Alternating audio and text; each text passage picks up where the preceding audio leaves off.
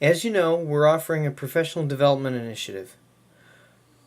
As you can imagine, we can't offer absolutely everyone everything that they'd like, but we're hoping that we can offer something to just about everybody. Looking at Maslow's hierarchy of needs, you know that there are very basic survival needs at the bottom of the pyramid, escalating all the way up to the more advanced needs that make us individuals, that make us all we can be. Relating this back to the workplace, we hope we give you a safe workplace in terms of protection from the elements and that sort of thing. We spent quite a bit of time over the years improving health and safety, security, and hopefully you feel like you have a job that's pretty secure relative to other people in our community. We also try and provide a workplace where the culture is one where you're treated in a friendly manner and feel like you're a colleague and that you're treated with that level of respect.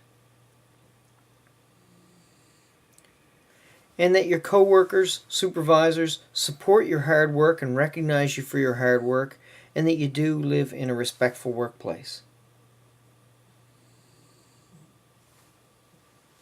Finally, we would like to be able to provide you with some skills so you can exercise and develop your leadership techniques and skills.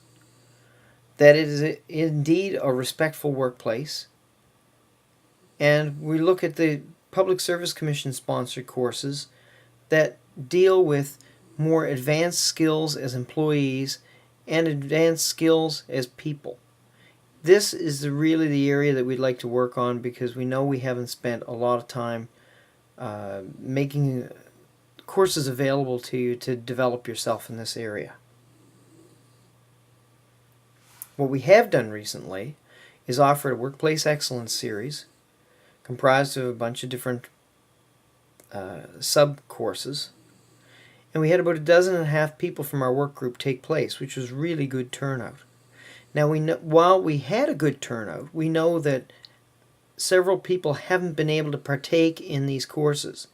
If you're interested in taking any or all of these courses, please let us know. We don't know if the Workplace Excellence series will be offered again, but we don't want to forget those that didn't get a chance to take the courses last time around. In terms of mandatory courses, you know you have to take Intro to OSH, WMIS, and First Aid. You also have to take Respectful Workplace and the Diversity Training. We've also offered LearnNet or the PSC courses, but it's always been when time and money allowed and was usually driven by your performance appraisal. We're trying to improve that. I'm in the process of rewriting Introduction to Occupational Health and Safety to include hazard ID, risk analysis, and inspection techniques. That's because we expect you to work in the lab and conduct occupational health and safety assessments and audits, and it would be nice if you had a bit of training in that area before you are asked to do those assessments. The biggest part of this presentation, or the most important part of the presentation and the initiative, are a series of courses that we'd like to offer you from the Canadian Association for Laboratory Accreditation. Most people should want, if not all people, should want to have understanding ISO 17025. It's a 2-day course. It explains the system under which we work from an accreditation point of view. Many of the folks on the bench, and perhaps some others, would be interested in the Internal Auditor course. Again, it's a 2-day course. If you're involved at all in nonconformances or customer complaints, the Root Cause Analysis course would be highly recommended. It's only a day. And finally, for anybody working, whether it's a multiple analyte instrument or just about anybody on the bench, control charting would be highly recommended as well. I would imagine most of the folks on the bench would take all 6 days of training. Some people maybe on the admin side may only take a few of these courses, but we would like to offer them to anyone who would like to take them. In addition, I mentioned PSC sponsored courses a while ago.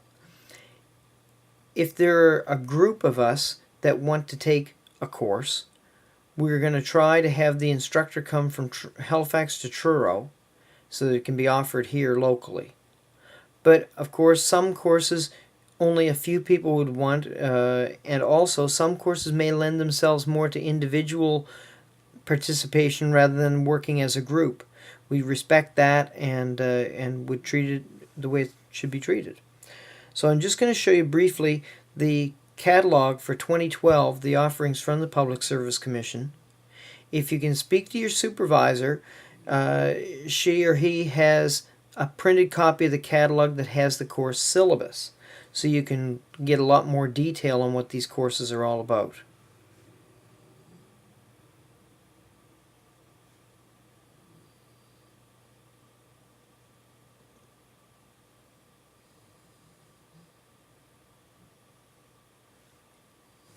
In terms of career planning, we haven't really done a lot of that officially because we usually just ask you what course you would like for the next year on your performance appraisal. We're trying to change that, and we're hoping that by adopting, if you're interested, adopting a more formalized process that maybe you get a little bit better results. So this slide and the next one were taken directly from the PSC's website. And a couple of things that I want to mention are that the middle of that model, in the middle of that diagram, our role as supervisors and managers is to support you and your development at all the stages. It isn't our responsibility to take you from one stage to the next. This is employee driven. So while we support you, the onus is on you to carry the ball forward. So that's the process. Let's relate it to the actual courses that you would take. For the managers, hopefully we'll have basics of coaching so we can actually do a decent job of supporting you through the process. But in terms of employee development, you'd like to know what you want, where you want to go.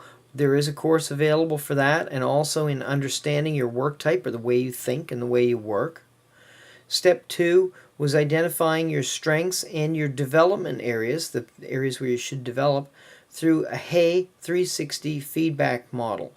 And I'm sure some of you have run into that with a supervisor or a colleague that has asked you to fill out the questionnaire that determines where their strengths lie and where they have areas for improvement. Step 3 is the official career development plan. And step 4 is not only working towards that plan, but also in a course in resume writing and interview skills. So this is available to you as well. And finally, I'd like to offer, or we'd like to develop, a library aimed at self-directed development. So this could be books and videos, could be DVDs, that sort of thing, where you would take a more personal approach to your own improvement, self-improvement, and that sort of thing. So this would be dependent on interest as well as available funds and that sort of thing. But it's something that we would like to include in that package for self-development. So here's a summary. And now the next steps. We'd like you to seriously consider what courses you would like to take, or what events or programs you would like to take, activities you'd like to take, and consider whether you'd like to participate in a more formalized career planning session. These are all up to you. Nothing's being forced on anybody. And we'd ask that you work with your supervisor to request the appropriate courses and activities. Now, the little bit of extra onus that we're putting on you is we're asking you to create a business case. That means we're asking you to identify what the course is, what it costs, and how it would benefit yourself and the department. So we can't get you to take, a pilot's license when we don't have pilots working for the Department of Agriculture. So as long as it benefits you and the department, we would be happy to push this forward. Now, in terms of timing, we have a July 12th deadline for the first cut. That is to help Mike Horwich so that he can push this a package of courses forward to senior management, see if we can get them funded. We also know that this isn't a one-shot deal. If over the next 6 months or a year or whenever, if new courses or new interests arise, please let us know. The worst we can do is say, no, we can't help you. So we are trying to help you improve as a person and as an employee. I'd like to thank you very much for your time and attention to this presentation. These are just suggestions. Nothing's carved in stone. No one's trying to push things down your throat. But we would ask what would work for you. We would ask you that you give a bit of time and thought to this. Thank you very much.